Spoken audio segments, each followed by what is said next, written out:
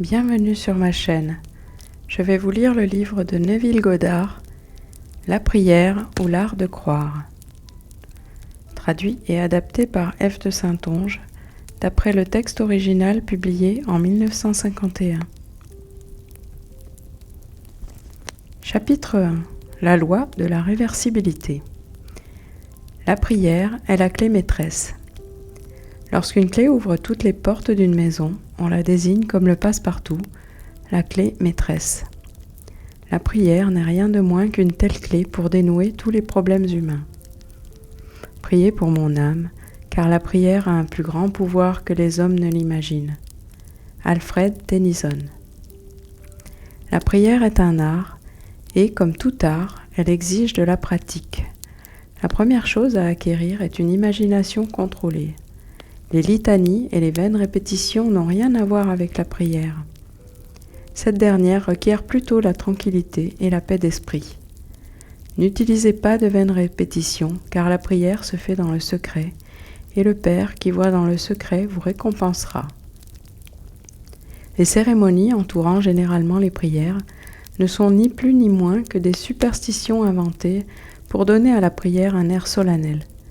Ceux qui pratiquent la prière sont souvent ignorants des lois qui régissent cet art. Ils attribuent bien souvent les résultats obtenus aux cérémonies et confondent la lettre et l'esprit. L'essence de la prière est la foi, mais la foi doit être imprégnée de compréhension pour lui attribuer la qualité de l'action qui lui fait défaut sans cela. Acquiert la sagesse et, avec tout ce que tu possèdes, acquiert l'intelligence. Proverbe 4, 7. L'action mécanique de parler était connue bien avant que quiconque ait pu rêver de la possibilité de l'inverse, c'est-à-dire de la possibilité de reproduire la parole par une autre action mécanique, soit le phonographe. Pendant longtemps, l'électricité était produite par la friction sans que personne n'ait pu imaginer que la friction pouvait être à son tour créée par l'électricité. Que l'homme ait réussi ou non à inverser la transformation ou l'action d'une force, il sait néanmoins que cela est possible. Si la chaleur peut produire une action mécanique peut à son tour produire de la chaleur. Si l'électricité produit le magnétisme peut aussi produire des courants électriques. Si la voix peut créer des ondulations, ces ondulations peuvent à leur tour reproduire la voix, et ainsi de suite. Cause et effet, énergie et matière, action et réaction sont semblables et interchangeables. Cette loi est d'une très haute importance, car elle vous permet d'anticiper la transformation inverse lorsqu'une transformation directe est observée. Si vous saviez comment vous vous sentiriez si vous réalisiez votre objectif, alors, inversement, vous sauriez quel état vous obtiendriez si vous parveniez à éveiller en vous un tel sentiment. La recommandation de prier en croyant que vous possédez déjà ce pourquoi vous priez est basée sur la connaissance de la loi de la transformation inverse. Si vous réalisez que la prière fait naître en vous un sentiment ou un état de conscience, alors, inversement, ce sentiment ou cet état de conscience doit produire la réalisation de votre prière. Parce que toute transformation de force est réversible, vous devez toujours ressentir la sensation que votre désir est réalisé. Vous devez faire naître en vous le sentiment que vous êtes ou que vous possédez déjà ce que vous désirez être ou posséder. Cela se fait facilement en contemplant la joie qui serait vôtre si votre désir était un fait accompli, de sorte que vous viviez, agissiez et vous sentiez comme si ce désir était réalisé. Le sentiment du désir accompli, s'il est intégré et maintenu, doit matérialiser l'état qui en est la source. Cette loi explique pourquoi la foi est la substance des choses que l'on espère et l'évidence des choses qui ne sont pas encore visibles, et pourquoi il est dit que Dieu appelle les choses qui ne sont pas encore visibles comme si elles l'étaient et qu'elles deviennent visibles. Imaginez le sentiment de votre désir accompli et maintenez-le jusqu'à ce que ce désir se concrétise. Si un fait physique peut produire un état psychologique, alors un état psychologique peut produire un fait physique. Si l'effet A peut être créé par la cause B, alors, inversement, l'effet B peut être produit par la cause A. C'est pourquoi je vous dis, tout ce que vous demanderez en priant, croyez que vous l'avez reçu et vous le verrez s'accomplir. Marc 11, 24. Chapitre 2. La double nature de la conscience. Une compréhension claire de la double nature de la conscience de l'homme doit être à la base de toute prière véritable. La conscience humaine est formée du subconscient et de l'esprit conscient. La plus grande partie, et de loin, de la conscience se situe sur le plan du subconscient. Il est la cause de l'action volontaire. Le subconscient est ce que l'homme est. Le conscient est ce que l'homme sait. Le Père et moi sommes un, mais le Père est plus grand que moi. Le subconscient et le conscient sont un, mais le subconscient est plus grand que le conscient. Par moi-même, je ne peux rien faire, mais c'est le Père qui est en moi qui fait ses œuvres. Moi, la conscience objective, je ne peux rien accomplir par moi-même. Le Père, le subconscient, fait le travail. Le subconscient sait tout et peut tout. Il attire tout et il émet tout. Il appartient à tout un chacun d'y puiser ce qu'il désire. Ce dont nous sommes conscients est créé à partir de ce dont nous sommes inconscients. Non seulement nos convictions subconscientes influencent nos comportements, mais elles forgent le canevas de notre existence objective. Seul le subconscient a le pouvoir de dire « Faisons l'homme, manifestations objectives, à notre image et à notre ressemblance. » Toute la création sommeille au plus profond de l'homme. C'est par son imagination que l'homme l'éveille. Dans cet espace flou que nous appelons le sommeil, il y a une conscience éveillée et vigilante. Tandis que le corps dort, cette conscience éveillée libère les imageries subconscientes de l'homme, de sa maison jusqu'au trésor de l'univers. La prière est la clé pour déverrouiller l'entrepôt de l'univers. Mettez-moi à l'épreuve, dit l'Éternel, et vous verrez si je n'ouvre pas pour vous les écluses des cieux, si je ne répands pas sur vous la bénédiction en abondance.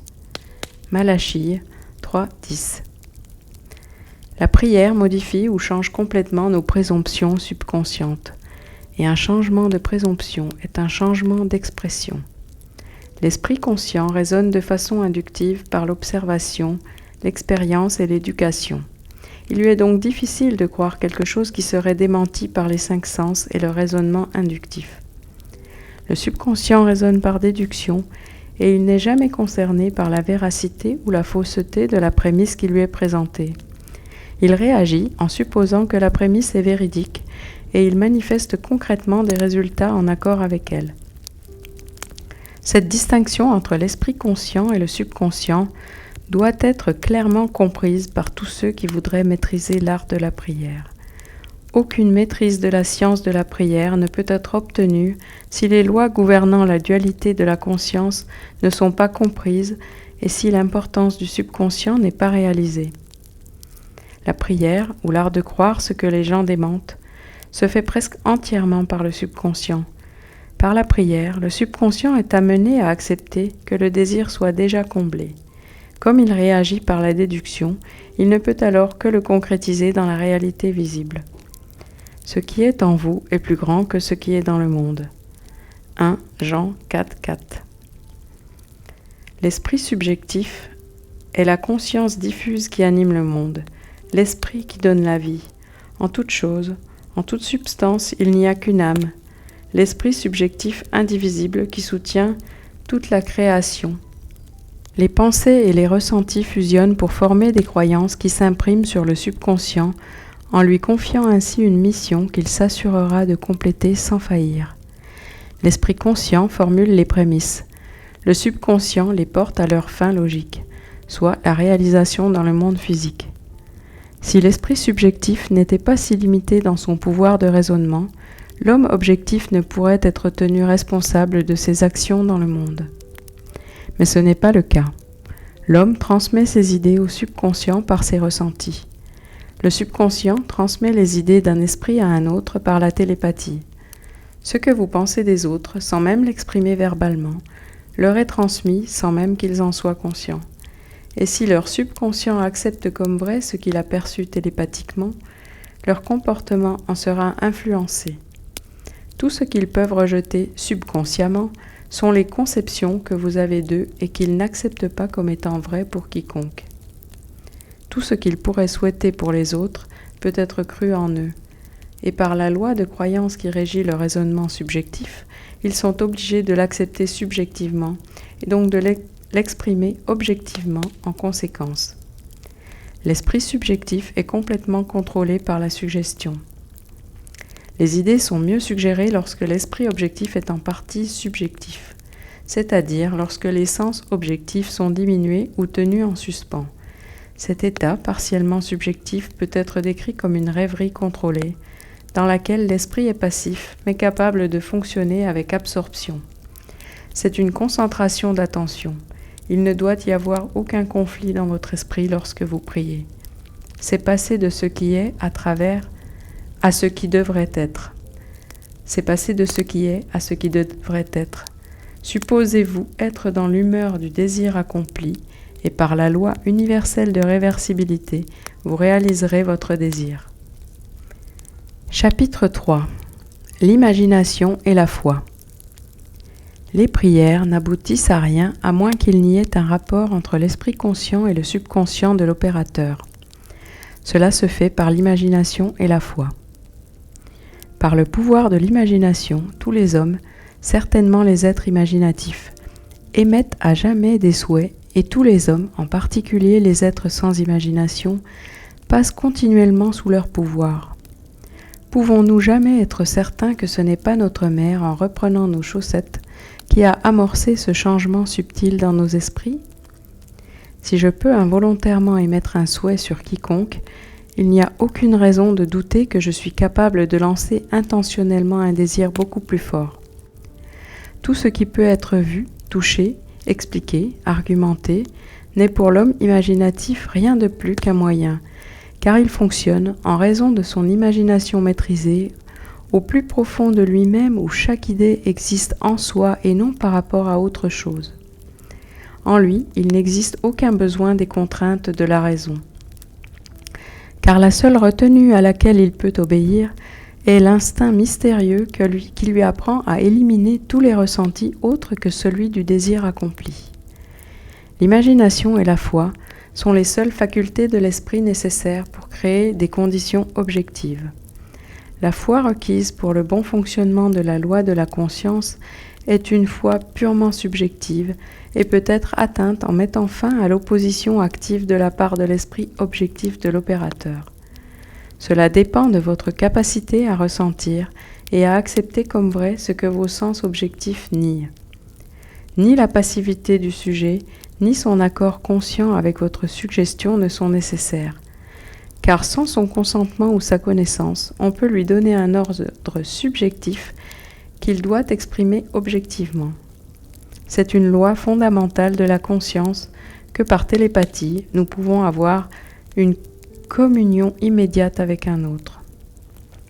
Pour établir un rapport, appelez le sujet mentalement. Concentrez votre attention sur lui et criez mentalement son nom comme vous le feriez pour attirer l'attention de n'importe qui. Imaginez qu'il réponde et entendez mentalement sa voix. Représentez-vous intérieurement dans l'état que vous souhaitez qu'il devienne. Imaginez ensuite qu'il vous dise, dans les tons d'une conversation ordinaire, ce que vous voulez entendre. Répondez-lui mentalement. Parlez-lui de votre joie d'assister à sa bonne fortune. Après avoir entendu mentalement avec toute la netteté de la réalité ce que vous vouliez entendre et obtenir, étant ravi des nouvelles entendues, revenez à la conscience objective. Votre conversation subjective doit éveiller ce qu'elle a affirmé. Tu ordonneras une chose et elle te sera accordée. Ce n'est pas une volonté forte qui envoie le mot subjectif sur sa mission, plutôt que la pensée claire et le sentiment de la vérité de l'état affirmé. Lorsque la croyance et la volonté sont en conflit, la croyance l'emporte invariablement. Non par la force ni par la puissance, mais par mon esprit, dit le Seigneur des armées. Vous n'attirerez pas ce que vous voulez, vous attirez ce que vous croyez être vrai. Par conséquent, entrez dans l'esprit de ces conversations mentales et donnez-leur le même degré de réalité que vous le feriez pour une conversation téléphonique. Tout est possible à celui qui croit. C'est pourquoi je vous dis, tout ce que vous désirez quand vous priez, croyez que vous l'avez reçu et vous l'aurez. L'acceptation de la fin ordonne les moyens, et la réflexion la plus sage ne saurait imaginer des moyens plus efficaces que ceux qu'implique l'acceptation de la fin. Parlez mentalement à vos amis comme si vos désirs pour eux s'étaient déjà réalisés. L'imagination est le début de la croissance sous toutes ses formes, et la foi est la substance à partir de laquelle elles sont formées. Par l'imagination, ce qui existe dans un état de latence ou est endormi au plus profond de la conscience est éveillé et prend forme. Les vertus attribuées à l'influence de certains médicaments, reliques et lieux sont les effets de l'imagination et de la foi. Le pouvoir curatif n'est pas dans l'esprit qui leur est propre, c'est avec l'état d'esprit dans lequel ils sont acceptés.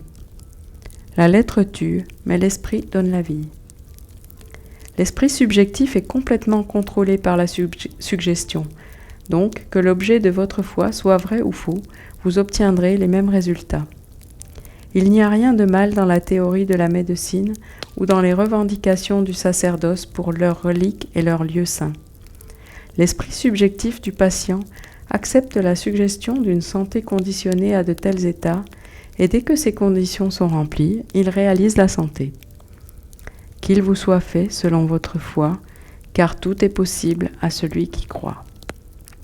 Une attente confiante d'un état est le moyen le plus efficace de le réaliser. L'attente confiante d'une guérison fait ce qu'aucun traitement médical ne peut accomplir. L'échec est toujours dû à une autosuggestion antagoniste du patient, résultant d'un doute objectif sur le pouvoir de la médecine ou d'une relique, ou d'un doute sur la vérité de la théorie. Beaucoup d'entre nous, que ce soit à cause d'un manque d'émotion ou de trop d'intellect, qui sont tous les deux des pierres d'achoppement sur le chemin de la prière, ne peuvent pas croire ce que nos sens nient. Se forcer à croire finira par douter encore plus. Pour éviter de telles contre-suggestions, le patient doit ignorer objectivement les suggestions qui lui sont faites. La méthode la plus efficace pour guérir ou influencer le comportement des autres consiste en ce que l'on appelle le traitement silencieux ou imperceptible. Lorsque le sujet n'est pas au courant, objectivement, de la suggestion qui lui est faite, il n'y a aucune possibilité qu'il établisse une croyance antagoniste. Il n'est pas nécessaire que le patient sache objectivement que tout est mis en œuvre pour lui. D'après ce que l'on sait des processus subjectifs et objectifs du raisonnement, il vaut mieux qu'il ne sache pas objectivement ce qui se fait pour lui. Plus l'esprit objectif est complètement tenu dans l'ignorance de la suggestion, mieux l'esprit subjectif remplira ses fonctions. Le sujet accepte inconsciemment la suggestion et pense qu'il en est à l'origine, prouvant la vérité du dicton de Spinoza disant que nous ne connaissons pas les causes qui déterminent nos actions. L'esprit subconscient est le guide universel que l'opérateur modifie avec ses pensées et ses sentiments. Les états visibles sont soit les effets vibratoires de vos propres vibrations qui sont subconscientes en vous-même, soit les causes vibratoires de celles qui correspondent en vous. Un homme discipliné ne leur permet jamais d'être des causes autres que celles qui éveillent en lui les états de conscience désirables. Connaissant la loi de la réversibilité, l'homme discipliné transforme son monde en imaginant et en ne ressentant que ce qui est beau et de bon rapport. La belle idée qu'il éveille en lui ne manquera pas de susciter son affinité chez les autres. Il sait que le sauveur du monde n'est pas un homme, mais la manifestation qui sauverait. Le sauveur de l'homme malade est la santé. Celui de l'homme affamé est la nourriture. Le sauveur de l'homme assoiffé est l'eau. Il marche en compagnie du sauveur en assumant le sentiment de son souhait exaucé. Par la loi de réversibilité, selon laquelle toutes les transformations de force sont réversibles, l'énergie ou le sentiment éveillé se transforme en l'état imaginé. Il n'attend jamais 4 mois pour la récolte. Si après 4 mois la moisson éveille en lui un état de joie, alors inversement, la joie de la moisson à ce moment éveillera cette moisson dès maintenant.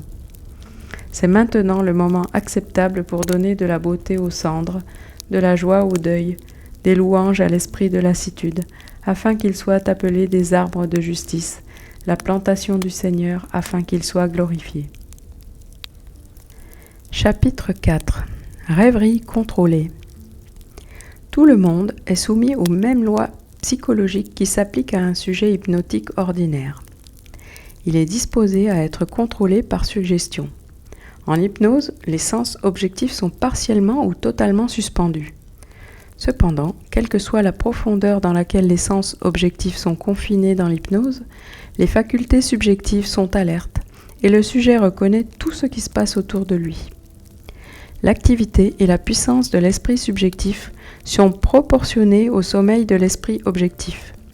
Les suggestions qui semblent impuissantes lorsqu'elles sont présentées directement à la conscience objective sont très efficaces lorsque le sujet est dans un état hypnotique.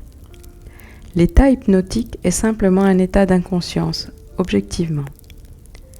Dans l'hypnotisme, l'esprit conscient est endormi et les pouvoirs subconscients sont exposés comme étant directement atteints par la suggestion. Il est facile de voir à partir de cela, à condition que vous acceptiez la vérité des suggestions mentales, que toute personne qui n'est pas objectivement consciente de vous soit dans un état hypnotique profond par rapport à vous. C'est pourquoi, ne maudis pas le roi, non pas dans ta pensée, et ne maudissez pas les riches dans la chambre à coucher, car un oiseau du ciel portera la voix, et ce qui a des ailes dira la chose. Ce que vous croyez sincèrement comme vrai d'un autre, vous l'éveillerez. Personne n'a besoin d'être ravi de la manière ordinaire pour être aidé. Si le sujet n'est pas volontairement conscient de la suggestion, et si la suggestion est donnée avec conviction et acceptée avec confiance par l'opérateur comme vraie, alors vous avez le cadre idéal pour une prière réussie. Représentez-vous mentalement le sujet comme s'il avait déjà fait ce que vous désirez qu'il fasse. Parlez-lui mentalement et félicitez-le d'avoir fait ce que vous voulez qu'il fasse. Le voir mentalement dans l'état que vous souhaitez qu'il obtienne. Dans le cercle de son action, chaque mot prononcé subjectivement éveille objectivement ce qu'il affirme. L'incrédulité du sujet n'est pas un obstacle lorsque vous contrôlez votre rêverie.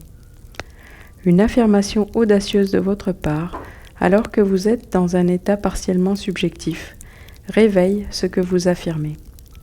La confiance en soi de votre part et la croyance approfondie en la vérité de votre affirmation mentale sont tout ce qui est nécessaire pour produire des résultats. Visualisez le sujet et imaginez que vous entendez sa voix. Cela établit un contact avec son esprit subjectif. Imaginez ensuite qu'il vous dit ce que vous voulez entendre.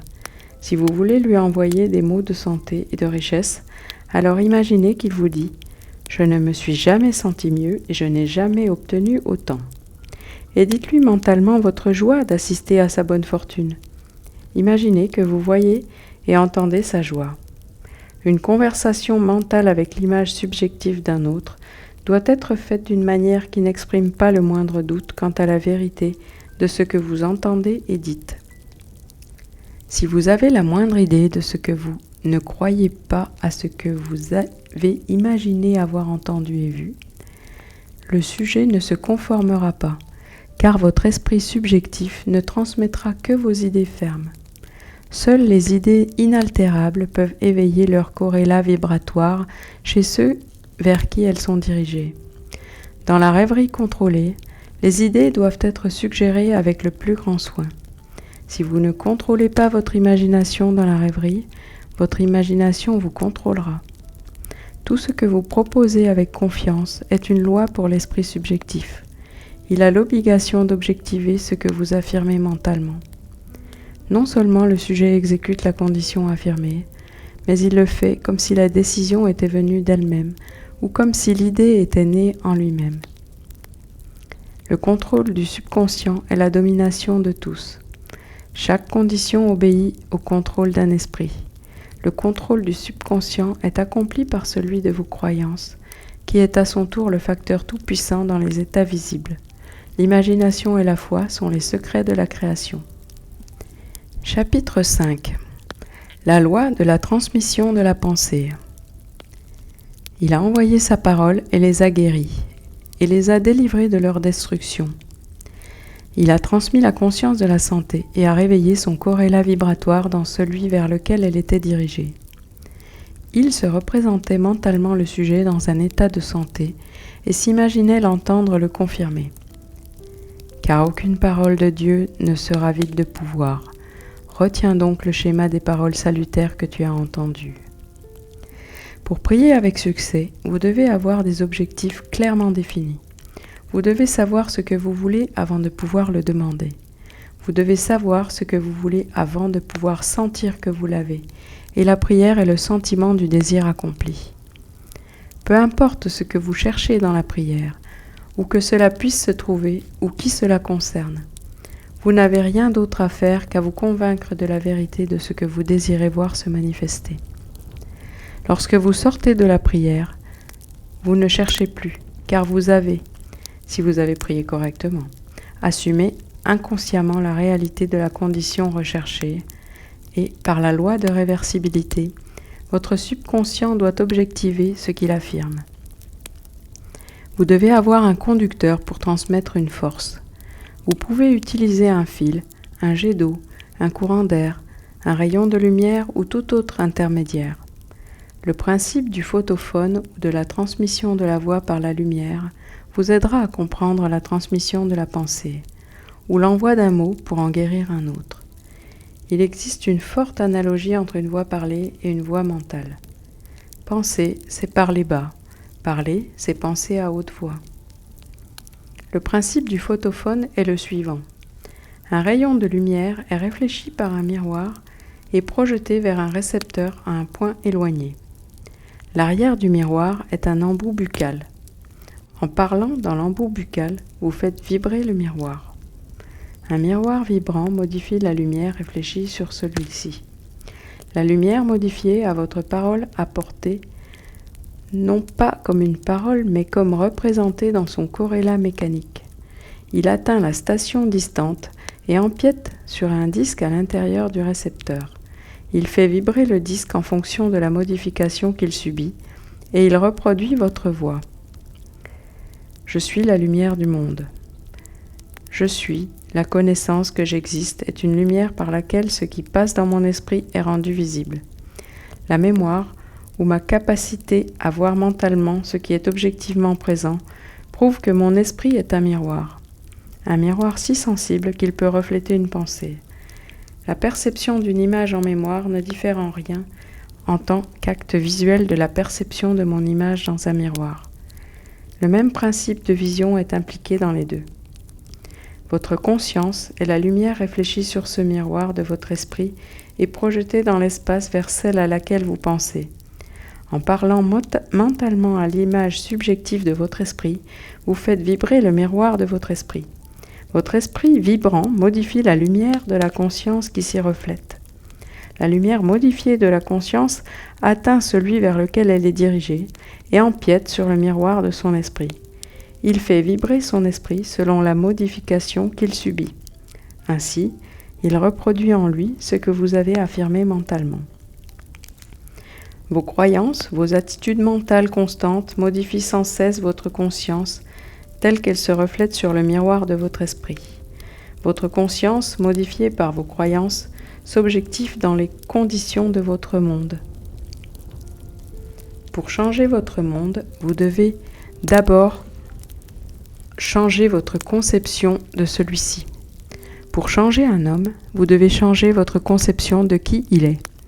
Vous devez d'abord le croire comme l'homme que vous voulez qu'il soit et lui parler mentalement comme s'il l'était. Tous les hommes sont suffisamment sensibles pour reproduire vos croyances à leurs égards.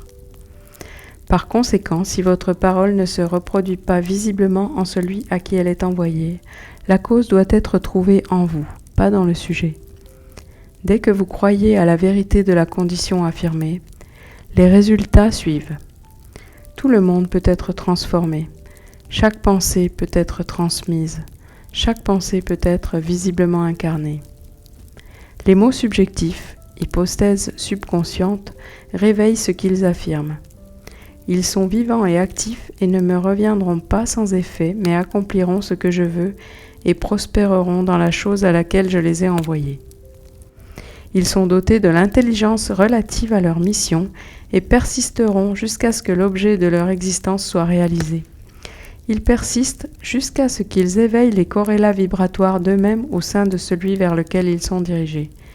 Mais dès l'instant où l'objet de leur création est accompli, ils cessent d'être. Le mot prononcé subjectivement dans une confiance tranquille éveillera toujours une condition correspondante en celui dans lequel il a été prononcé. Mais au moment où sa tâche est accomplie, elle cesse d'être, permettant à celui en qui la condition est réalisée de rester dans la conscience de l'état affirmé ou de revenir à son ancien état. Quel que soit l'état auquel vous portez votre attention, celui-ci conditionnera votre vie. Par conséquent, devenir attentif à un ancien état, c'est revenir à cette condition. Oubliez les anciennes habitudes, de même que les choses du passé. Rien ne peut être ajouté à l'homme, car toute la création est déjà parfaite en lui. Le royaume des cieux est en vous. L'homme ne peut rien recevoir, sauf s'il lui est donné du ciel. Le ciel est votre subconscient. Pas même un rayon de soleil n'est donné de l'extérieur. Les rayons vont seulement réveiller ceux qui correspondent à l'intérieur. Si les rayons brûlants n'étaient pas contenus dans l'homme, tous les rayons concentrés dans l'univers ne pourraient pas le brûler. Si les vibrations de santé n'étaient pas contenues dans la conscience de celui qui les affirme, elles ne pourraient pas être activées par la parole qui lui est envoyée. Vous ne donnez pas vraiment à un autre, vous ressuscitez ce qui est endormi en lui. La jeune fille n'est pas morte, mais elle dort. La mort n'est qu'un sommeil et un oubli. L'âge et la décadence sont le sommeil, et non la mort, de la jeunesse et de la santé. La reconnaissance d'un état le fait vibrer ou le réveille. La distance, telle qu'elle est connue par vos sens objectifs, n'existe pas pour l'esprit subjectif. Si je prends les ailes de l'aurore et que j'habite dans les régions les plus extrêmes au-delà des mers, là aussi ta main me conduirait. Le temps et l'espace sont des conditions de pensée. L'imagination peut les transcender et se déplacer dans un temps et un espace psychologique. Bien que physiquement séparés d'un lieu par des milliers de kilomètres, vous pouvez vivre mentalement dans un endroit éloigné comme s'il était ici. Votre imagination peut facilement transformer l'hiver en été, New York en Floride, etc. Que l'objet de votre désir soit proche ou éloigné, les résultats seront les mêmes. Subjectivement, l'objet de votre désir n'est jamais loin. Sa proximité intense le rend éloigné de l'observation des sens. Il réside dans la conscience, et la conscience est plus proche de vous que votre respiration l'est de vos mains ou de vos pieds. La conscience est la seule et unique réalité. Tous les phénomènes sont formés de la même substance qui vibre à des rythmes différents. De la conscience, je suis venu en tant qu'homme, et de la conscience, je suis revenu en tant qu'homme. Dans la conscience, tous les états existent subjectivement et sont éveillés à leur existence objective par la croyance. La seule chose qui nous empêche de faire une impression subjective réussie sur une personne à grande distance ou de transformer un ailleurs en ici est notre habitude de considérer l'espace comme un obstacle. Un ami à des milliers de kilomètres est enraciné dans votre conscience à travers vos idées à propos de lui.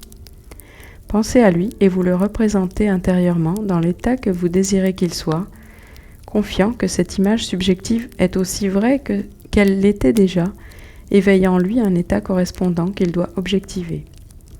Les résultats seront aussi évidents que la cause a été cachée. Le sujet exprimera l'état d'éveil en lui et ignorera la véritable cause de son action.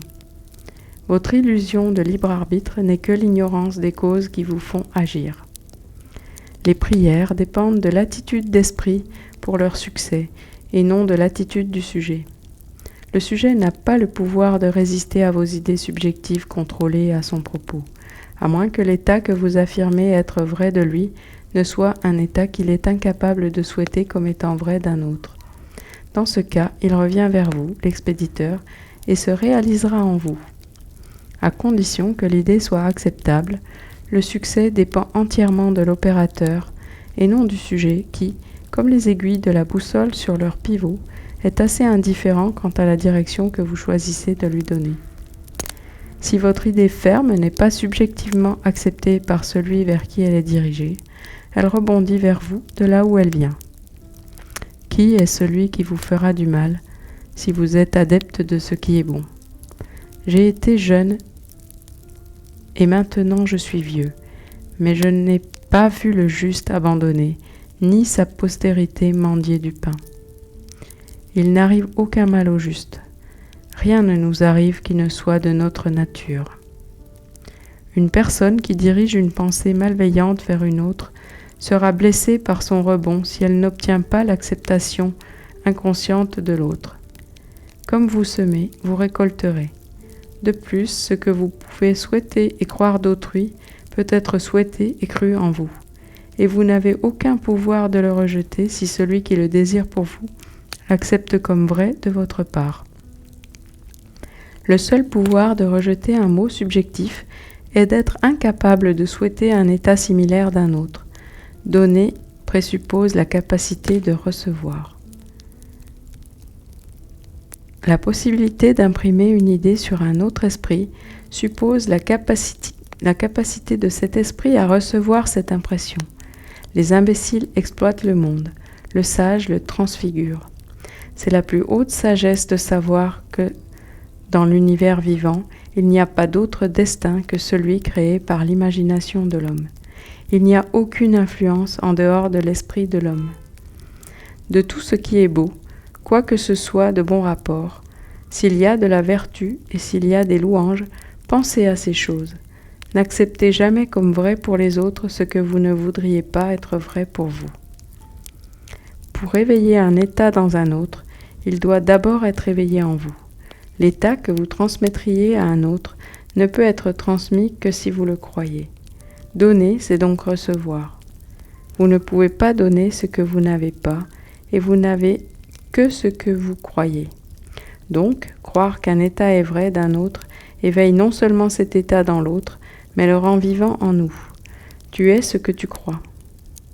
Donnez et vous recevrez, pleine mesure, pressée et débordante. Donner, c'est simplement croire, car ce que vous croyez vraiment des autres, vous le réveillerez en eux. L'état vibratoire transmis par votre croyance persiste jusqu'à ce qu'il éveille sa vibration correspondante en celui par qui cela est cru. Mais avant de pouvoir être transmis, il doit d'abord être éveillé dans l'émetteur. Tout ce qui est éveillé dans votre conscience, vous l'êtes. Que la croyance se rapporte à soi ou à autrui n'a pas d'importance, car le croyant est défini par la somme totale de ses croyances ou hypothèses subconscientes. Tel un homme pense en son cœur, dans son profond subconscient, tel il est. Ignorez les apparences et affirmez subjectivement comme vrai ce que vous souhaitez être vrai. Cela éveille en vous le ton de la condition affirmée qui à son tour se réalise en vous et en celui dont elle s'affirme. Donnez et vous recevrez. Les croyances réveillent invariablement ce qu'elles affirment. Le monde est un miroir où chacun se voit reflété. Le monde objectif reflète les croyances de l'esprit subjectif. Certaines personnes sont mieux impressionnées par les images mentales, d'autres par les sons mentaux et d'autres encore par les actions mentales. La forme d'activité mentale qui permet à toute la puissance de votre attention de se concentrer dans une direction choisie est celle à cultiver, jusqu'à ce que vous puissiez tout amener à jouer sur votre objectif en même temps. Si vous avez de la difficulté à comprendre les termes image mentale, sons mentaux et action mentale, voici une illustration qui devrait clarifier leur signification. A s'imagine qu'il voit une partition de musique sans rien savoir de la notation musicale. L'impression dans son esprit est une image purement visuelle. B imagine qu'il voit la même chose, mais il peut lire la musique et imaginer comment elle sonnerait si elle était jouée au piano. Cette imagination est un son mental. C lit également la musique. Il est pianiste. En lisant, il s'imagine jouer la partition. L'action imaginaire est une action mentale.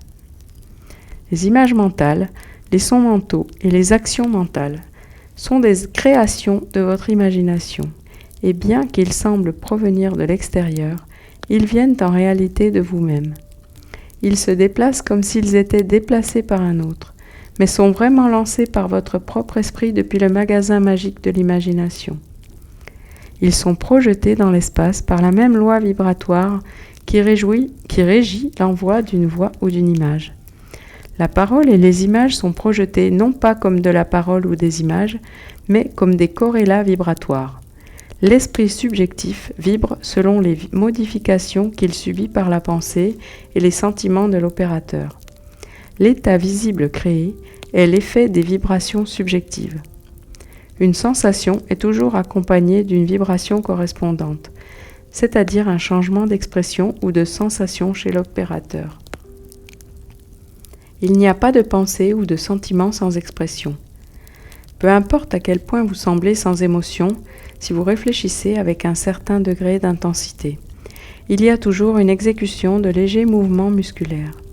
L'œil, bien que fermé, suit les mouvements des objets imaginaires et la pupille est dilatée ou contractée en fonction de la luminosité ou de l'éloignement de ces objets. La respiration est accélérée ou ralentie selon le cours de vos pensées. Les muscles se contractent en fonction de vos mouvements mentaux.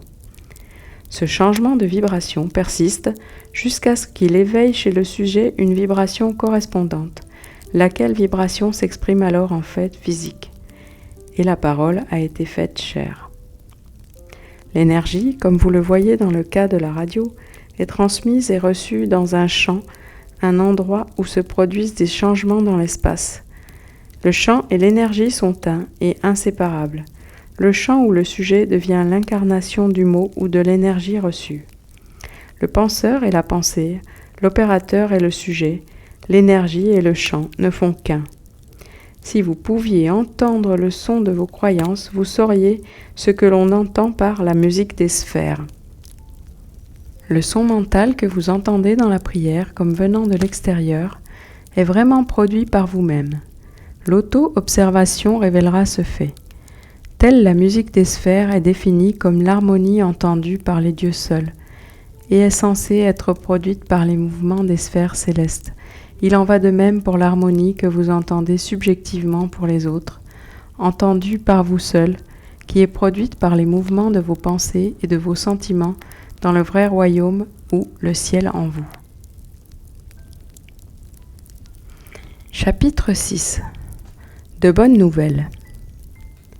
Qu'ils sont beaux sur les montagnes, les pas de celui qui apporte la bonne nouvelle, qui apporte la paix, qui apporte le salut. Un moyen très efficace de porter la bonne nouvelle à un autre est d'appeler sous vos yeux l'image subjective de la personne que vous souhaitez aider et de lui faire affirmer ce que vous avez demandé de faire. Entendez-le mentalement vous dire ce qu'il l'a fait. Cela éveille en lui le corrélat vibratoire de l'état affirmé, vibration qui persiste jusqu'à l'accomplissement de sa mission. Peu importe ce que vous désirez faire ou pour qui vous choisissez de le faire, dès que vous affirmez subjectivement que c'est fait, les résultats suivent. L'échec ne peut résulter que si vous n'acceptez pas la vérité de votre affirmation ou si l'état affirmé ne serait pas souhaité par le sujet pour lui-même ou pour un autre. Dans ce dernier cas, l'état se réaliserait en vous, l'opérateur. L'habitude apparemment inoffensive de se parler à soi-même est la forme de prière la plus fructueuse. Une dispute mentale avec l'image subjective d'un autre est le moyen le plus sûr de prier pour une dispute. Vous demandez à être offensé par l'autre lorsque vous vous rencontrez objectivement. L'autre est obligé d'agir d'une manière qui vous déplaît, sauf si, avant la réunion, vous annulez ou modifiez votre commande en affirmant subjectivement un changement. Malheureusement, l'homme oublie ses altercations subjectives, ses conversations mentales quotidiennes avec les autres. Il est donc à court d'explications à propos des conflits et des malheurs de sa vie. Comme les différents mentaux produisent des conflits, les conversations mentales heureuses produisent des états visibles correspondant aux bonnes nouvelles. L'homme se crée à partir de sa propre imagination.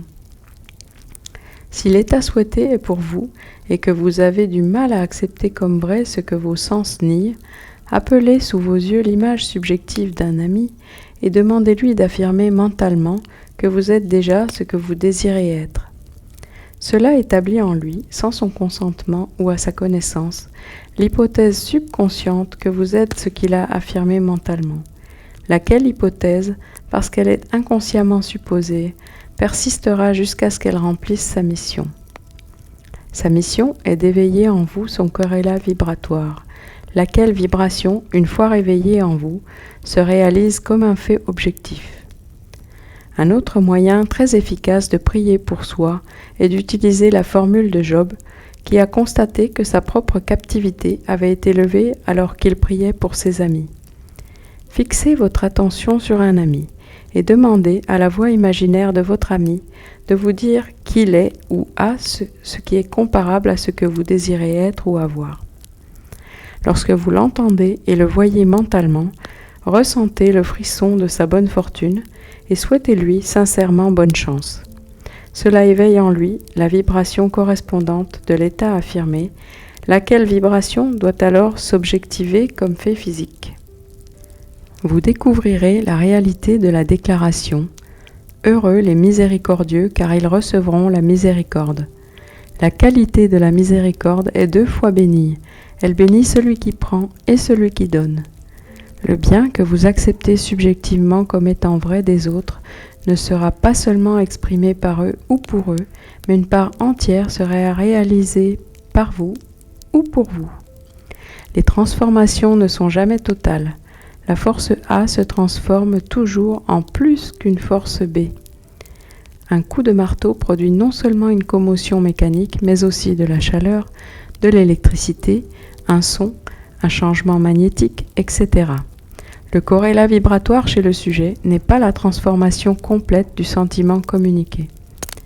Le don transmis à un autre est comme la mesure divine, pressée, secouée et débordante, de sorte qu'après avoir nourri 5000 personnes avec 5 pains et 2 poissons, il reste 12 paniers pleins.